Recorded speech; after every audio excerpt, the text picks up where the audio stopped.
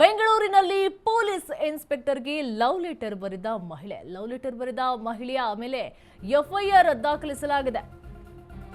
ಬೆಂಗಳೂರಿನಲ್ಲಿ police ಇನ್ಸ್ಪೆಕ್ಟರ್ಗೆ love letter ಬರೆದಿದ್ದಾಳೆ ಮಹಿಳೆ. Love letter ಬರೆದಂತಹ ಮಹಿಳೆಯ ಮೇಲೆ ಎಫ್ಐಆರ್ ದಾಖಲಾಗಿದೆ.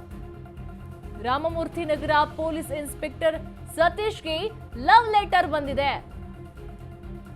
ನನ್ನ ಲವ್ ಮಾಡಬೇಕು, ಇಲ್ಲ ಅಂದ್ರೆ ನಾನು ಸೂಸೈಡ್ ಮಾಡ್ಕೊಳ್ತೀನಿ ಅಂತ ಹೆದರಿಸಿದಾಳೆ. ಸಂಜನಾ ಎಂಬ ಮಹಿಳೆಯಿಂದ ಬೇಸತ್ತು ಹೋಗಿದ್ದಾರೆ ಪಾಪ ಪೊಲೀಸ್ ಇನ್ಸ್ಪೆಕ್ಟರ್. ಪ್ರತಿನಿತ್ಯ ಬೇರೆ ಬೇರೆ ನಂಬರ್ ಇಂದ ಕಾಲ್ ಮಾಡಿ ಸಂಜನಾ ಟಾರ್ಚರ್.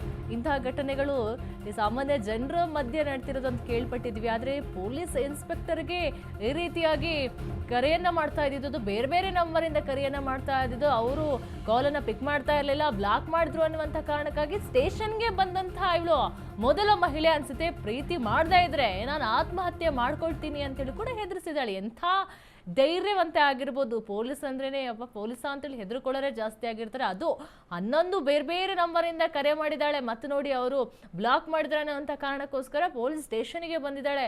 ನೀವನ್ನ ಲವ್ ಮಾಡಬೇಕು, ನೀವನ್ನ ಪ್ರೀತಿ ಮಾಡಬೇಕು, ಇಲ್ಲ ಅಂತ ಹೇಳಿದ್ರೆ ನಾನು ಸೂಸೈಡ್ ಮಾಡ್ಕೊಳ್ತೀನಿ ಅನ್ನುವಂಥ ಬೆದರಿಕೆ ಕೂಡ ಹಾಕಲಾಗಿದೆ. ಈಗ ಮಹಿಳೆ ಮೇಲೆ ಎಫ್ಐಆರ್ ಕೂಡ ದಾಖಲಾಗಿದೆ. ಎಂಥ ಜನಗಳಿರುತ್ತಾರೆ ಅಂತ ಹೇಳಿದ್ರೆ ಸಂಜನಾ ಎಂಬ ಮಹಿಳೆಯಿಂದ ಬೇಸತ್ತಿ ಹೋಗಿದ್ದಾರೆ ಪೊಲೀಸ್ ಇನ್ಸ್ಪೆಕ್ಟರ್.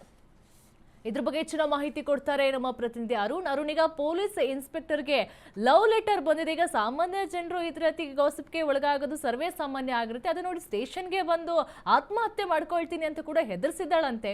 ಏನಿದೆ ಇದ್ರ ಬಗ್ಗೆ ಹೆಚ್ಚಿನ ಡೀಟೇಲ್ಸ್?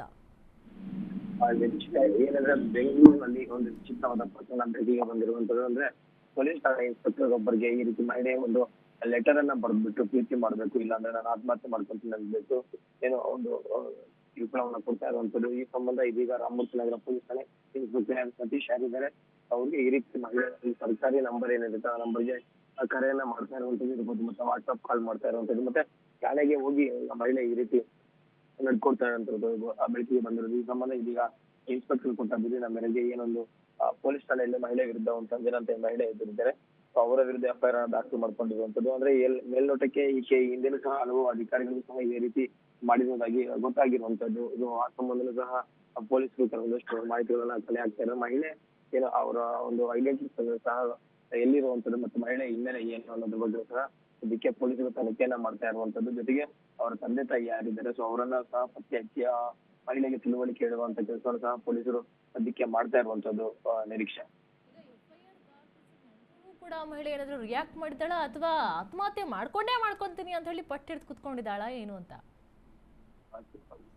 ನಿರೀಕ್ಷೆ ಏನಂದ್ರೆ ಸದ್ಯಕ್ಕೆ ಆ ಮಹಿಳೆ ಆ ರೀತಿ ಒಂದು ಬೆದರಿಕೆ ಹಾಕಿದ್ದಾರೆ ಅಂತ ಹೇಳ್ಬಿಟ್ಟು ಇನ್ಸ್ಪೆಕ್ಟರ್ ದೂರಿನಲ್ಲಿ ಉಲ್ಲೇಖವನ್ನ ಮಾಡಿರುವಂತದ್ದು. ಆಕೆ ಆತ್ಮಹತ್ಯೆಗೆ ಯತ್ನಿಸ್ತಿದ್ದಾಳ ಅಥವಾ ಇಲ್ವಾ ಏನೋ ಅನ್ನೋದ್ರ ಬಗ್ಗೆ ಸದ್ಯಕ್ಕೆ ಯಾವುದೇ ರೀತಿಯಂತ ಮಾಹಿತಿಗಳು ಸಿಕ್ತಿಲ್ಲ. ಆದ್ರೆ ಆ ಇನ್ಸ್ಪೆಕ್ಟರ್ ಕೊಟ್ಟಿರುವಂತಹ ಮಾಹಿತಿ ಏನಿತ್ತು ಅಂದ್ರೆ ದೂರು ಏನಿರುತ್ತೆ ಆ ದೂರಿನ ಅಂಶಗಳ ಅದರ ಮೇಲೆ ಆಕೆ ಅವ್ರಿಗೆ ಆ ರೀತಿ ಸಾಂತ್ವನವನ್ನ ಕೊಡ್ತಾ ಇದ್ರು. ಮತ್ತೆ ಅವರ ಠಾಣೆಗೆ ಹೋಗಿ ಆ ಠಾಣೆಯಲ್ಲಿ ಇರುವಂತ ಸಂದರ್ಭದಲ್ಲಿ ಅವ್ರ ಚೇಂಬರ್ಗೆ ಹೋಗುವಂತದ್ದು, ಅಲ್ಲಿ ಹೋಗಿ ಗಲಾಟೆಯನ್ನ ಮಾಡುತ್ತಾ ಇರುವಂತದ್ದು, ಮತ್ತೆ ಇತ್ತ ಸಿಬ್ಬಂದಿಗಳ ಕೆಲಸಕ್ಕೆ ಅದೇನ ಪಡಿಸ್ತಾ ಇದ್ದಾಳೆ ಅಂತ ಹೇಳ್ಬಿಟ್ಟು ಮಹಿಳೆ ವಿರುದ್ಧ ಸದ್ಯಕ್ಕೆ ದೂರನ್ನ ಕೊಟ್ಟಿರುವಂತದ್ದು ನಿರೀಕ್ಷೆ.